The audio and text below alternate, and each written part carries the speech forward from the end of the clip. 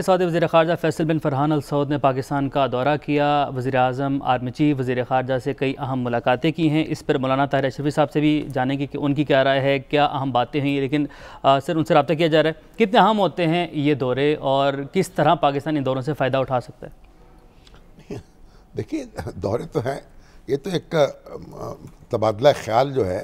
اس کا ایک عمل ہے جو جاری رہتا ہے دوست ملکوں کے درمیان، سعودی عرب اور پاکستان کے درمیان، کیونکہ بہت خصوصی تعلقات ہیں اور بڑے گہرے رشتے ہیں، اور سعودی کچھ نہ کچھ شکل رنجی پیدا ہوئی تھی، وہ رفع ہو گئی، اور اب ایک نئے سرے سے پھر پرانی محبت جو ہے وہ اپنا اظہار کر رہی ہے۔ تو سعودی وزیر خارجہ جو آئے ہیں اس سے پاکستان اور سعودی عرب کے درمیان جو تعلقات ہیں ان کو تقویت بھی ملی ہے، اور آگے جو یعنی آگے بڑھنے کا راستہ ہے، کیسے منصوبے بنیں گے، کیسے سعودی کو انویسٹمنٹ آئے گی، کیسے پاکستانی جو ہیں کنٹریبیوٹ کر سکیں گے سعودی عرب کی تعمیر میں اور ترقی میں، اور جو نیا شہر وہاں بسایا جا رہا ہے اس میں کس طریقے سے پاکستانی جو ہے وہاں جا سکیں گے۔ تو یہ ایک بڑے موضوعات ہیں جو باہمی دلچسپی کے ہیں، اور اس پہ اور سعودی عرب کے ساتھ پاکستان کا دفاعی تعاون بھی ہے۔ پاکستان کے جو سعودی فوجی ہیں ان کی تربیت بھی پاکستان میں ہوتی ہے، ٹریننگ بھی ہوتی ہے، تو ہمارا برسوں سے ان کے ساتھ دفاعی معاہدہ بھی ہے۔ تو سعودی عرب نے ابھی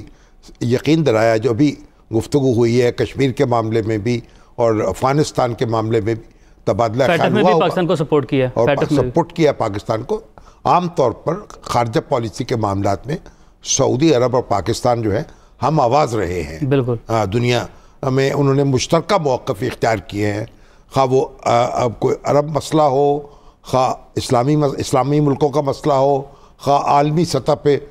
جو کشمکش جاری رہتی ہے مختلف طاقتوں کے درمیان وہ درپیش ہو، یا اس خطے کا جنوبی ایشیا کا معاملہ ہو، تو سعودی عرب اور پاکستان نے ایک دوسرے کا ساتھ نبھایا ہے، اور ٹیسٹڈ دوست ہیں برسوں کے۔ مولانا صاحب ہمارے ساتھ لائن پر موجود ہیں۔ السلام علیکم۔ وعلیکم السلام ورحمۃ اللہ۔ طاہر اشرفی صاحب، کیسے ہے دورہ، کیسا رہا؟ اور ماشاءاللہ آپ نے استقبال کیا وزیر خارجہ کا، اور آپ کا بھی نقش جو ہے وہ ہمیں جگہ جگہ نظر آیا، نقش قدم، تو کیا دیکھا آپ نے اور کیا نتیجہ نکالا؟ بسم اللہ الرحمن الرحیم۔ شامی صاحب بہت شکریہ، الحمدللہ بہت اچھا اور بہت کامیاب دورہ رہا، اور جیسا کہ کل خود سعودی عرب کے وزیر خارجہ نے کہا کہ ہمارے ماضی سے تعلقات بہت بہتر ہیں اور آگے کی طرف جا رہے ہیں۔ تو جتنے بھی مسائل ہیں، خواہ وہ افغانستان کا مسئلہ ہے، فلسطین کا ہے، کشمیر کا ہے، اس سارے معاملات پر بات ہوئی۔ پھر اس کے بعد جو ہمارا آپس میں تجارتی، معاشی، اقتصادی مسائل ہیں، ان میں دراصل ان کے دورے کا ایک بنیادی مقصد تھا جس کا اظہار انہوں نے وزیر اعظم پاکستان کے ساتھ بھی کیا اور باقی جگہوں پہ بھی، کہ ہم اپنے جو معاہدات ہیں ہمارے، خواہ وہ گرین پاکستان، گرین سعودی عرب ہے، خواہ وہ انویسٹمنٹ کے ہیں، اب ان کو عملی شکل دیں اور اس کو باقاعدہ جو ہے ڈے ٹو ڈے کی بنیاد کے اوپر دیکھا جائے کہ کوئی رکاوٹ کہاں ہے، اس کو دور کیا جائے، تاکہ مگر مولانا یہ جو عملی شکل دینے میں تو پاکستان کی جو بیوروکریسی ہے وہ کافی کمزور واقع ہوئی ہے، کچھوے کی چال چلتی ہے۔ بالکل ایسی بات ہے، لیکن آپ کے علم میں ہوگا شامی صاحب کے پرائم منسٹر صاحب نے اس حوالے سے کچھ ذمہ داریاں دی ہیں، اور پرائم منسٹر آفس میں بھی ان چیزوں کو، ان تمام معاہدات کو جو ہمارے سعودی عرب یا دیگر ممالک کے ساتھ ہیں یا جو ہمارے پاکستانی باہر ہیں ان کے مسائل ہیں، ان کو اب پرائم منسٹر صاحب خود دیکھتے ہیں اور ہر ہفتے یا 10 دن کے بعد اس پر رپورٹ لیتے ہیں۔ لہٰذا آپ وہ جو کچھوے کی چال والے ہیں انہیں عمران خان صاحب کی چال کے ساتھ چلنا پڑے گا، وگرنہ ان کے لیے مشکل ہو جائے گا، کیونکہ یہ معاہدات پڑے ہوئے ہیں اور یہ چیزیں دوسرے ممالک، ہمارے دوست ممالک چاہتے ہیں پاکستان میں انویسٹمنٹ بھی کرنا، پاکستان کے ساتھ آگے بھی جانا، تو اس میں بلا وجہ رکاوٹیں جو ہے انشاءاللہ اس کو ختم کریں گے، اور آپ دیکھیں گے انشاءاللہ 2 سے 3 ماہ میں بہت ساری سعودی عرب بھی نہیں باقی ممالک کے ساتھ بھی ہمارے جو چیزوں میں جو ہے آپ کی برکت جو ہے وہ بھی کچھ شامل حال ہو گئی ہے۔ بس آپ دعا کریں، آپ کی دعاؤں سے، چونکہ ہم آپ کے شاگرد ہیں تو آپ سے جو سیکھا ہے اس کو نافذ کرنے کی کوشش کر رہے ہیں۔ بہت مہربانی جناب، ہم تو آپ کو استاد سمجھتے ہیں، بہت شکریہ۔ ٹھیک ہے، ٹھیک، بہت شکریہ، بہت شکریہ مولانا صاحب ہمیں جوائن کرنے کے لیے۔ جی شامی صاحب آگے بڑھتے ہیں اپنے اگلے ٹاپک کی جانب۔ اب چلے کہاں؟ سیالکوٹ چلتے ہیں، ضمنی انتخاب ہو رہا ہے، انتخاب پی پی 38 کا۔ ہمارے جناب جب ماہر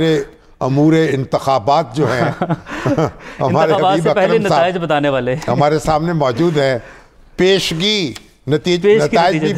بتاتے ہیں، موقع کی جو صورتحال ہے وہ بھی بتاتے ہیں، تو انہی سے معلوم کر لیتے ہیں۔ انسائکلوپیڈیا ہو چکے ہیں اب تو ماشاءاللہ یہ۔ حبیب صاحب السلام علیکم۔ آپ کی عمر بھی پوچھ رہے تھے شامی صاحب بریک میں، اور پوچھ رہے تھے اتنا سفر آپ کیسے کر لیتے ہیں، پہلے تو اس کا بھی جواب دے دیں۔ تو میں شامی صاحب کے نقشے قدم ابھی تو جوان ہے یہ ماشاءاللہ، ابھی تو بہت کرنا ہے انہوں نے کام انشاءاللہ، مگر کیا خوب، کیا تقریر کی لذت ہے ان کی، کیا تحریر کی لذت ہے۔ میں تو بس ان کو پڑھتا ہوں اور سنتا ہوں اور جھومتا رہتا ہوں ماشاءاللہ۔ بہت شکریہ شامی صاحب۔ سیالکوٹ میں کیا ہو رہا ہے سر؟ شامی صاحب سیالکوٹ میں جو اس وقت الیکشن ہے، یہ کل بھی میں وہاں پہ گیا تو وہاں پہ جا کے ایک چیز کا احساس ہوا کہ کافی نیک ٹو نیک وہاں پہ الیکشن۔ طارق سبحانی جو ہیں یہ جو مرحوم ہمارے تھے خوش اختر صاحب، جی ان کے بھائی ہیں، جی، تو وریو صاحب کے بیٹے، وریو صاحب کے بیٹے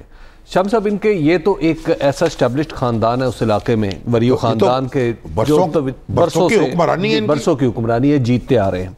اور وہاں پہ کوئی بھی ان کے مقابلے میں اس طرح رنگ نہیں جما پایا۔ لیکن احسن سلیم بریار اگرچہ ایک آپ اس یوں کہیے کہ پاکستان تحریک انصاف کے اندر ڈارک ہارس تھے، یعنی پہلے ان کے بارے میں کسی نے نہیں سوچا تھا، اصل میں ان کے چچا تھے جو امیدوار بنے تھے، اور وہ بھی خود چکے وہاں پہ ایک اتحاد کی سی کیفیت ہے، یہاں بھی جس طرح پنجاب میں کہ پاکستان مسلم لیگ کاف جو ہے وہ پاکستان تحریک انصاف کو بنیادی طور پر تو یہ کاف لیگ سے تعلق رکھتے ہیں، لیکن انہوں نے ان کو پلیٹ میں رکھ کر پیش کر دیا، بالکل ایسا پی ٹی آئی کو پیش کر دیا۔ تو جب ان کے کاغذات مسترد ہو گئے بوجہ دوہری شہریت کے، تو پھر احسن سلیم صاحب کے چچا کے، تو یہ بھتیجے جو ہیں یہ بزنس مین ہیں، جی یہ بھی بزنس مین ہے، تو یہ پوری فیملی ہی بزنس مین ہے۔ تو اس میں پھر احسن سلیم صاحب کے نام جب قرعہ فال نکلا تو ابتدائی طور پہ تو آپ اگر آج سے 1 مہینہ پہلے کہہ لیں تو 1 مہینہ پہلے تو آپ سیفلی کہہ سکتے تھے کہ احسن سلیم بریار صاحب کسی بھی کہیں مقابلے میں آپ کو نظر نہیں آ رہے تھے وریو خاندان کے مقابلے میں۔ لیکن اس کے بعد آہستہ آہستہ انہوں نے کافی کام کیا، اور انہیں جو ایک ایج مل گیا وہ شامی صاحب یہ ہوا کہ جو 25 تاریخ کو کشمیر کے الیکشن ہوئے تھے تو ان کا جو حلقہ ہے اس کا ایک حصہ جو ہے وہ بیسیکلی جموں کی طرف جاتا ہے، اس کا نام بھی جموں روڈ ہی ہے۔ تو جموں روڈ کے گرد و نواح میں کافی سارے ایسے لوگ موجود ہیں جو جموں سے دراصل ہجرت کر کے سیالکوٹ میں مقیم ہیں، تو وہ ان کا حلقہ انتخاب بھی ہے۔ جہاں کی پیشکش اسماعیل گجر صاحب تھے، نہیں یہ اسماعیل پیشکش نہیں، ان کی حامد رضا صاحب تھے۔ اچھا نہیں کشمیر تھے، جی کشمیری، جو اسماعیل گجر ہیں جی وہ بھی مسلم لیگ نون کے امیدوار تھے، جی جی وہ گجرانوالہ، جی اچھا، جنہوں نے یہ کہا کہ میں شکایت لگاؤں گا جا کے انڈیا کو۔ میں تو حیران ہوں مسلم لیگ نون میں اس طرح کے نمونے جو ہیں ان کو ٹکٹ کیسے دیا گیا؟